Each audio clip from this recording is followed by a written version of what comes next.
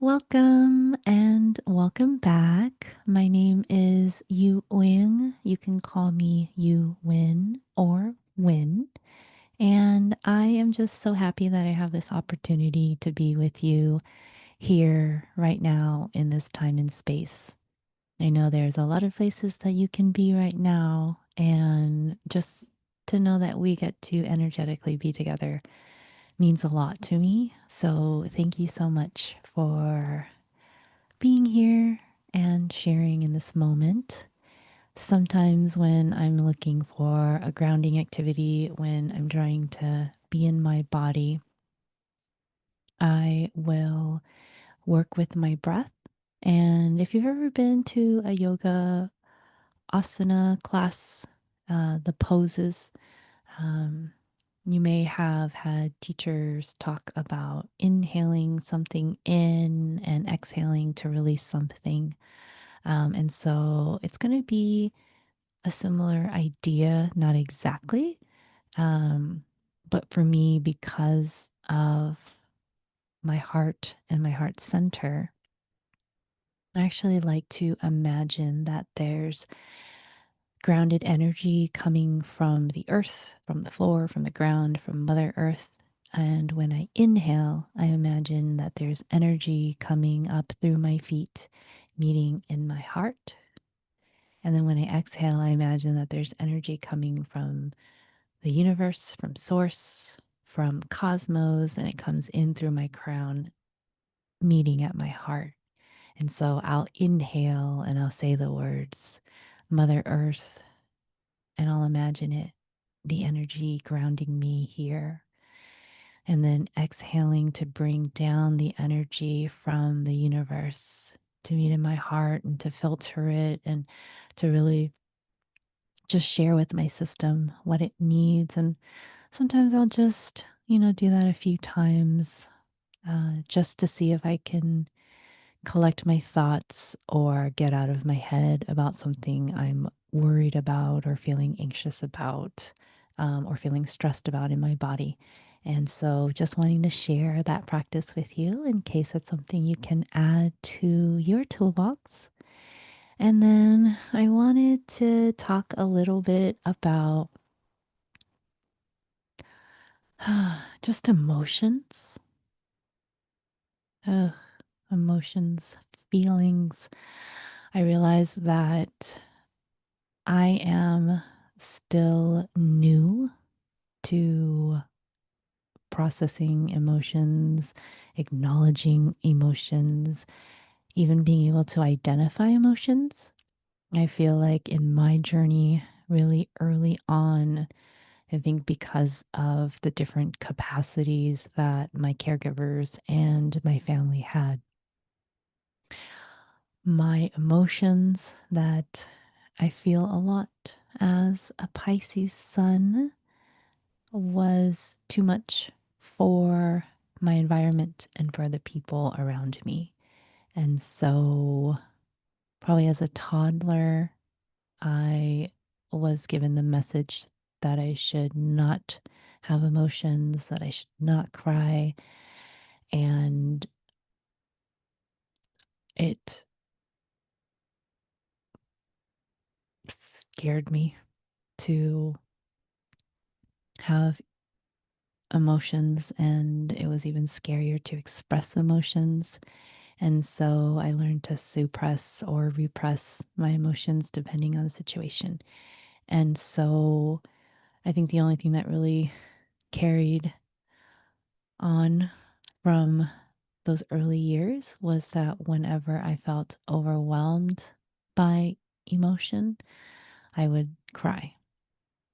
And so I quickly learned to cry on my own or to cry away from people or to turn around so people wouldn't see me. But I think it was a difficult journey to getting to that place because I was still young and still learning or not learning how to regulate all these things that were going on in my system. And so, fast forward to being a teenager and spending a lot of time by myself in solitary. And I guess one of the really great tools that I found along my way, at least when I was 9 years old, was journaling and writing. And even though in my journals, it's a lot of narrative or narration of what happened throughout the day, I could write about scary things that happened or embarrassing things that happened if I felt so. I might not identify the emotions or, say, "Oh, I felt nervous." But I might say, it was hard to stand up in front of class and give a presentation, or, I didn't feel good when Bobby hit me, something, right? And so that, along with music, and pop music was what I had access to, but I think the topics and the sort of mood of pop music was general enough where I can tune in even from an early age. And so, here I am with all of these emotions and feeling like they're wrong or that they are too much, and learning to sort of hide them or mask them or, put them aside. Um, I think that it's been a long journey to today where I have been actively working on pausing with my therapist and tuning in. I think another experience that really supported where I'm at right now is um, the practice of yoga and a lot of the different um, arms and dimensions of yoga, including the postures, but the pranayama or the breathing exercises and the yamas and the niyamas, and just a whole list of ideas, where I had to learn how to tune in to my body and see, like, oh, does this posture feel right? Am I gripping too hard? Am I too relaxed? And so interoception, or the ability to like tune in and be aware of what's happening in my body, was something that I learned before I have been learning about how to identify emotions and how they feel, and, what different situations cause my energy to change. And so it it's been really interesting because one of the breaking points, which I've mentioned in other videos, was 2020 when my father passed away. And so, even though it was my first time grieving, it allowed me to give myself permission to feel. And then I would learn about the rain meditation as taught by Tara Brach. And that helped me to learn to allow whatever sort of state or condition I was in, including emotions. And so, that was a really helpful step. And from 2020, it's been a slow journey of figuring out, okay, I always knew that I felt emotions, but now that I'm learning to hold space for emotions, sometimes they need to take up a lot of space. They need a lot from me, right? They can be very deep seated. The anxiety and the worry and the fear that I was experiencing early this year, and whenever I go down a rabbit hole with news and what's going on, um, the geopolitical state of the union, um, it's very visceral. And so if I'm not careful, I can ignore or put off for too long. And much like anyone, when you're ignored or not receiving what you need, you find a way to get what you need. And sometimes it's through tantrums. And so it has been a very intense journey of allowing emotions because now I have to have the capacity to hold them or regulate myself or to feel safe to reach out to someone to help me hold them or self regulating or co regulating, right? So these muscles, these skills are in their infancy. And even though I've been able to be supportive to other people for most of my life, I think it's very different when it comes to your own stuff and when it has to do with the feeling of emotions, right? I think one of the things that I can do, and a couple of weeks ago realized that it's not the same, is I can intellectualize emotions. And so I can think through, okay, this emotion came up because of this, and I have to find a way to justify it, or I have to find a way to like get rid of it by rationalizing it away, which is not the same as I'm feeling sad and I need to just let myself feel sad until the energy evolves or changes and I can do something about it or really use my prefrontal cortex and make some kind of decision. Um, but I don't know if it's also coupled with the fact that I'm on the fourth floor and I think I'm soon entering perimenopause. And there is an intensity of emotions that one feels when one experiences perimenopause. And so I don't know if it's only, the sort of new journey that I'm on, or if it's like magnified by the fact that my hormones are shifting and changing, my system is changing to prepare for this natural cycle of life for me. But man, when I experience emotions, it's it's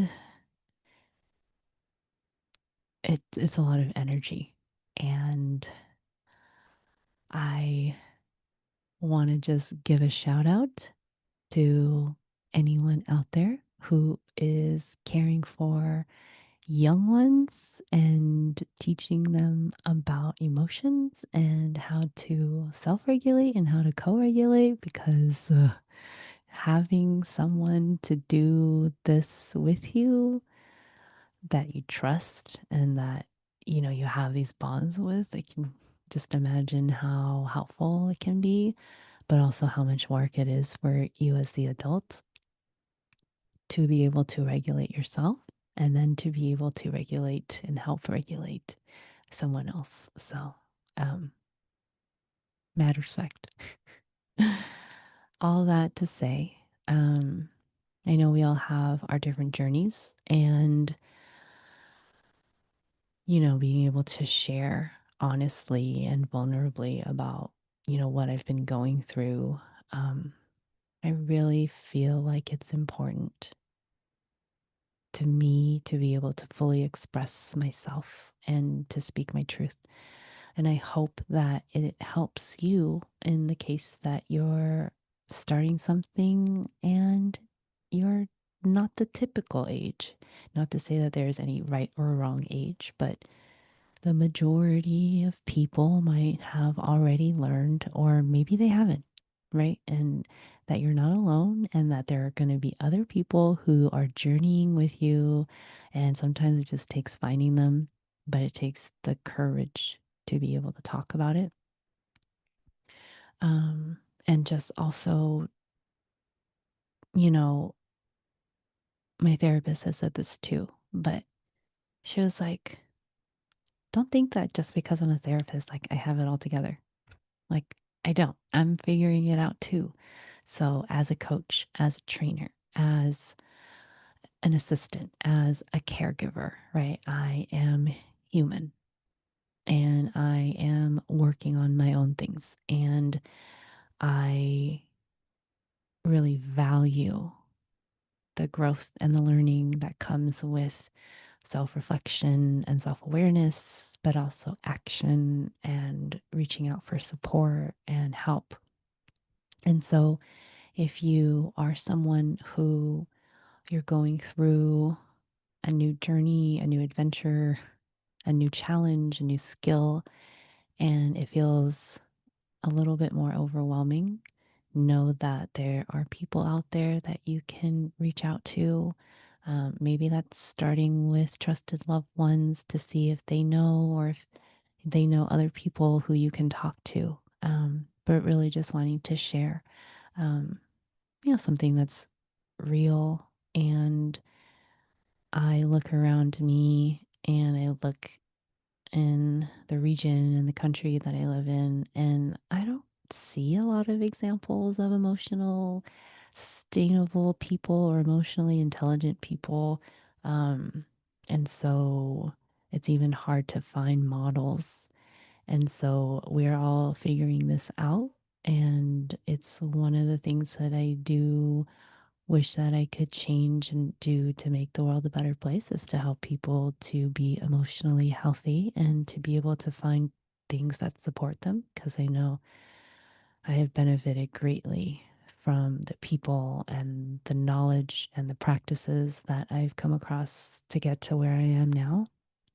And hopefully, I will have many more opportunities and possibilities to continue to support me as I continue to grow. But I hope that wherever you are in any journey, in any adventure that you're taking on or any endeavor, I hope you're able to be compassionate with yourself and to offer yourself the same kindness and awareness and gentleness that you would give to a loved one, to a friend, to a client that you're working with. And as you continue on in your journey, know that I'm rooting for you.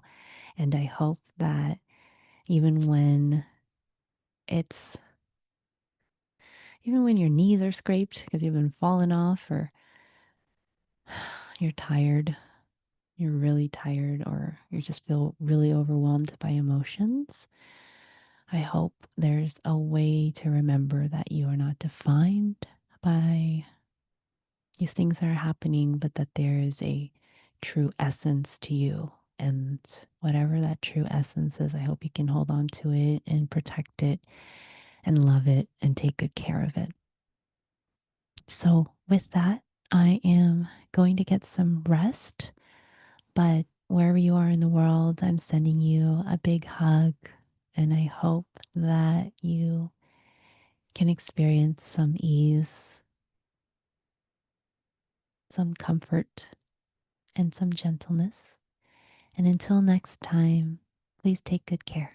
Okay, bye bye.